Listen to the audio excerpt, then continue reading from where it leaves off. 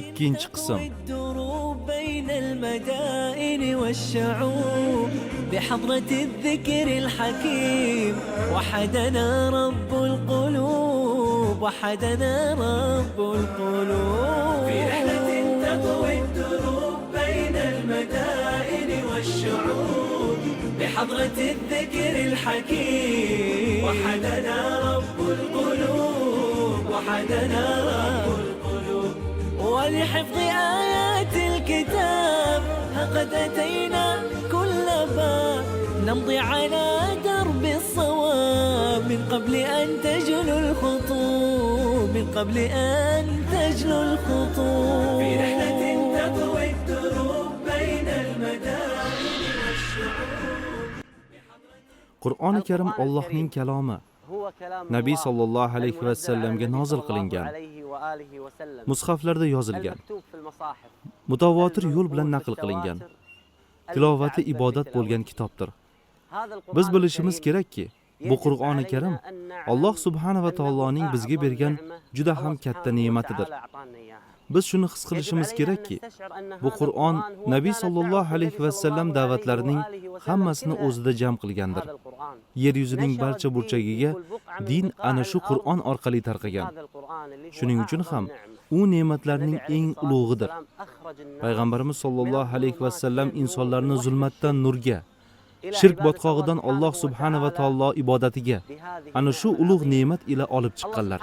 Alloh subhanahu va taolo bizga Qur'onda bayon qiladiki, agar biz Alloh subhanahu va taoloning kalomiga ijobat qilmasak, go'yoki biz hayoti yo'q, o'lik kabidirmiz.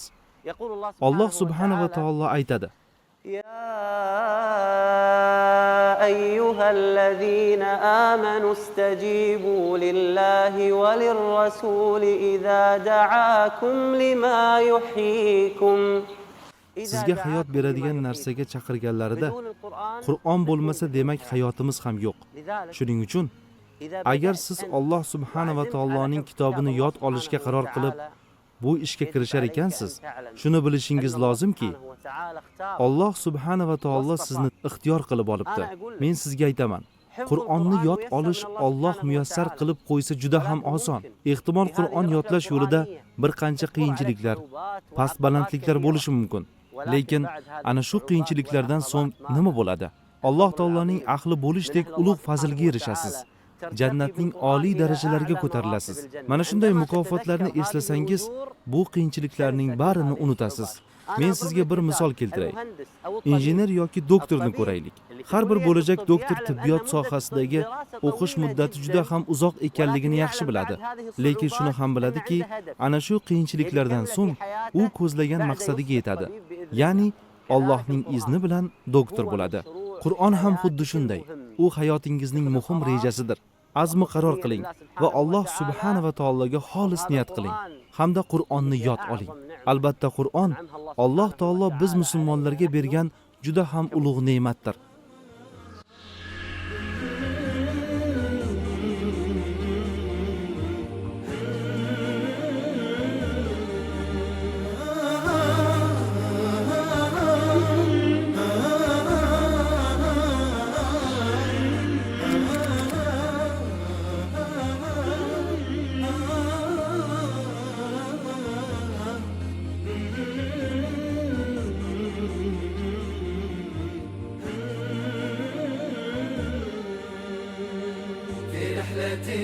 تطوي الدروب بين المدائن والشعوب وبحضرات الذكر الحكيم وحدنا رب القلوب Dasturimiz nomi Qur'on bilan hamsafardir. Agar siz Qur'on haqida gaplashmoqchi bo'lsangiz, Misrga borishingiz kerak. Misr haqida Qur'on Misrda qiroat qilinadi deyiladi. Oramizda Minshaviy, Husari, Abdulbosit, Shayx Mustafa Ismoil va Rifat kabi qorilarni tanimaydiganlar bormi? Biz bugungi kungacha ularning qiroatini tinglab, Qur'onni chiroyli qiroat qilishni o'rganamiz. Shuning uchun ham Misrga tashrif buyurdik. Bu yerda Qur'onni yodlagan ajoyib hofizlar bilan ko'rishamiz. Qadimiy Qur'on maktablarini ko'ramiz hamda ulardan Misr yo'nalishini o'rganamiz. Biz bu dasturimizda siz bilan birgamiz va Misrda Qur'on hofizlaridan go'zal namunalar bilan uchrashamiz.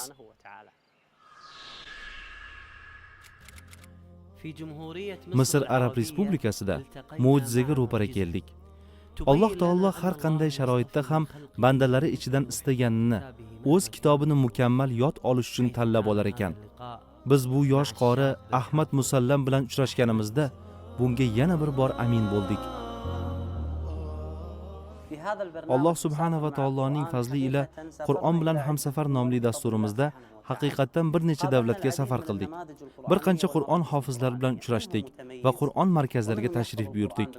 Ular orasida Qur'onni yod olgan ko'plab namunali hofizlarni ko'rdik.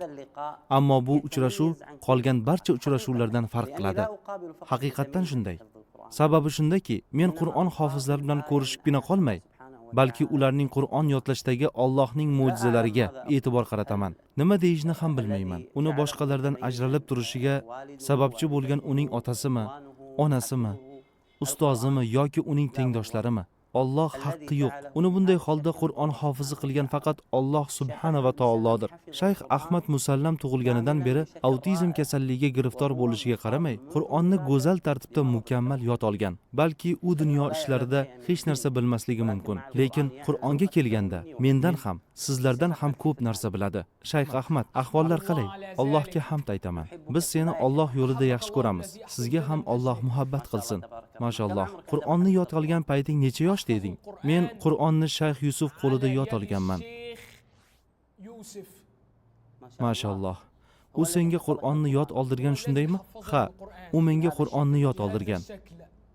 Sen imtihonga tayyormisan, Shayx Ahmad? Tayyorman inshaalloh. Men o'qiyman. Sen men o'qigan oyatning davomidan o'qiysan. Men istagan joyimdan ochib o'qiyman. Sen esa undan keyingi oyatni davom ettirasan. Tayyorman inshaalloh. أعوذ بالله من الشيطان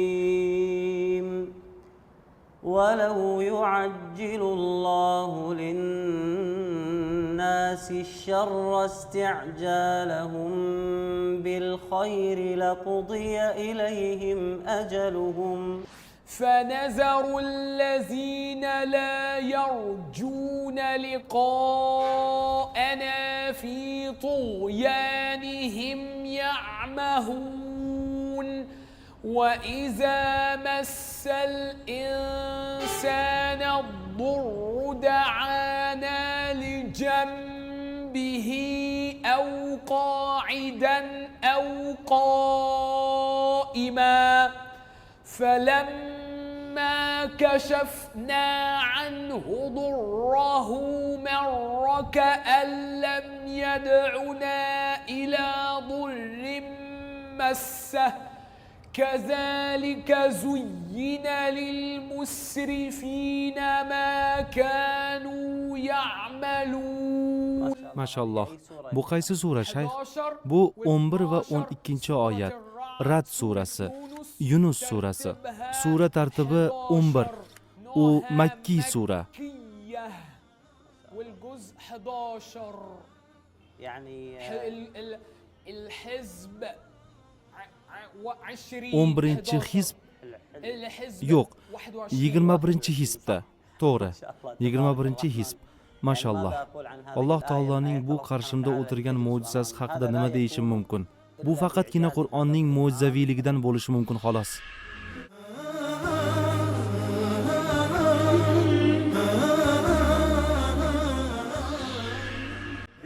Allohning izni bilan uning kitobini yod olish arafasida turibmiz. Alloh azza va jallaning kitobini yodlashni boshlashdan oldin muhim va asosiy qoidalarga amal qilishingiz kerak. Umid qilamanki, biz bilan ana shu 30 qismdan iborat dasturimizni kuzatib borasiz. Sizga Allohning izni bilan Qur'oni Karimni yodlashingizga yordam beradigan eng muhim qoidalardan biri Alloh subhanahu va taologa ixlos qilishdir. Ixlos haqida gapirishdan oldin faqat Qur'onni yodlashda emas, har qanday ibodatda, namoz, zakot, roza, ota-onaga yaxshilik, har qaysi ibodatda Alloh subhanahu va taologa ixlos bilan niyat qilishingiz kerak. Bu Alloh azza va jallaning kitobini yod olishdek ulug' ibodat uchun ham juda muhimdir. Aka-ukalarim, opa-singillarim, buni faxtning bir gapida deb qabul qilmang. Albatta, shayxlarimiz, ustozlarimiz bizga yodlash haqida ta'lim berib turishganda bizga ixlos haqida gapirib o'tishadi. Agar Alloh azza va jallaning kitobini yod olishga niyat qilgan ekansiz, dunyoning barcha matolardan uzoqda bo'ling va bu amalni faqat Alloh subhanahu va taolo uchungina qiling. Alloh aytadi: وما أمروا إلا ليعبدوا الله مخلصين له الدين حنفاء.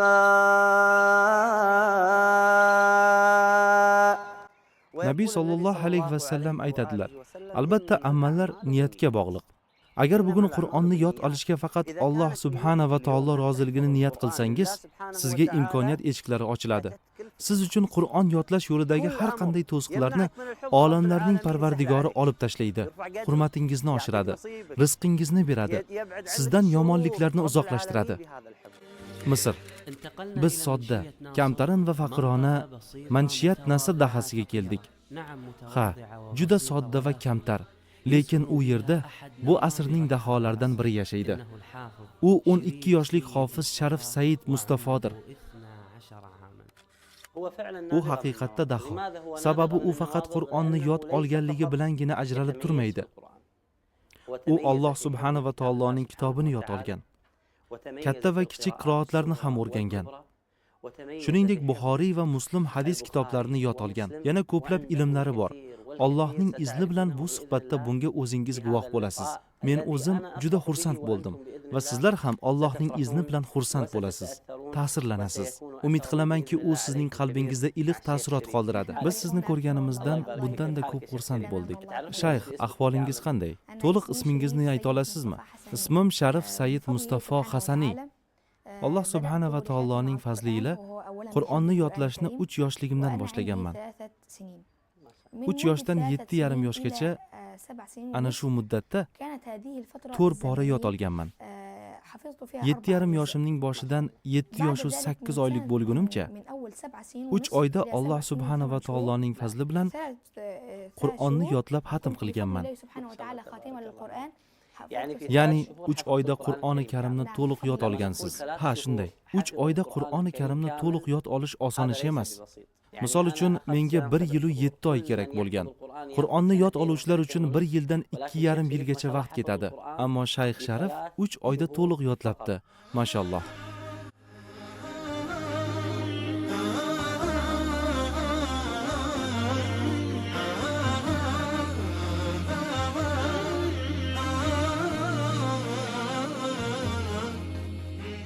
وخلقناكم أزواجا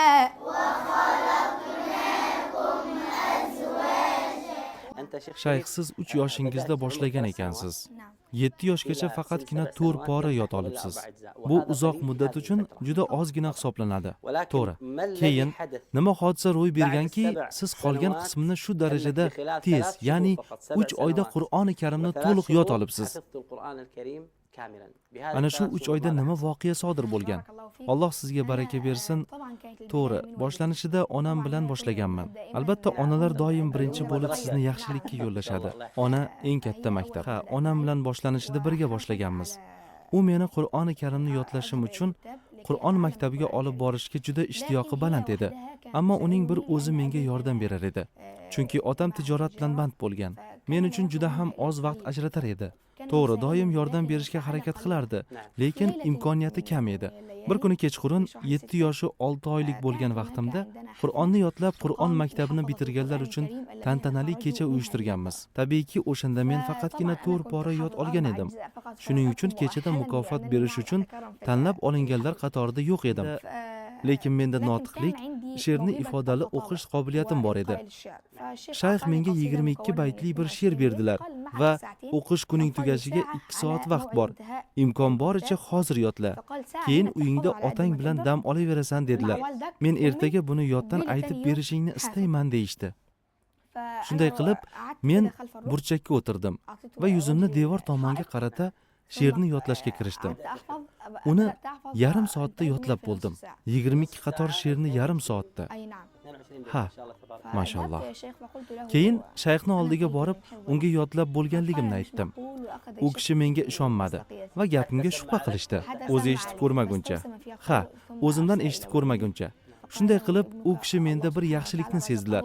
Otamga bir xat yozib, unda Alloh o'g'lingizni boshqalarga berilmagan, berilsa ham juda oz kishiga beriladigan qobiliyat bilan siylabdi, dedilar. Ya'ni yodlash malakasi bilan bunga beparvo bo'lmay rivojlantiring. 2 soatda yodlanadigan narsani yarim soatda yod oldi. Balki kelajakda bundan ham Qur'on she'rdan ko'ra osonroq, shundaymi? Ha, Alloh azza va jalla shunday deydi.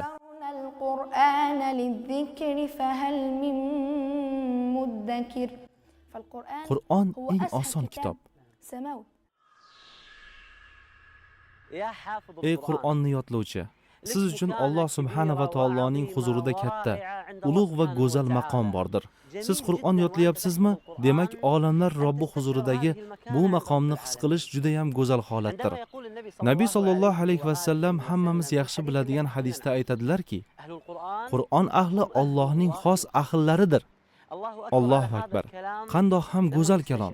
Siz qandoq ham ulkan va ulug' ishga qo'l urganingizni his qiling. Agar bugun sizning ahlingiz, ayolingiz, onangiz, otangiz, farzandlaringiz haqida sizdan so'rasam, siz albatta ular mening eng yaqin kishilarim deb javob berasiz. Siz har doim ularni ta'minlashni, himoya qilishni, yomonliklardan saqlashni xohlaysiz. Chunki ular sizning ahlingizdir. Endi ey hofizi Qur'on, agar Alloh subhanahu va taoloning ahli bo'lsangiz, u sizni qanchalik himoya qiladi? Keling, shunday maqomni his qilib ko'raylik. Toki bu ulug' Qur'onni yodlashga o'zimizni shijoatlantiraylik. Yodlaganlarimizga ziyoda qilaylik.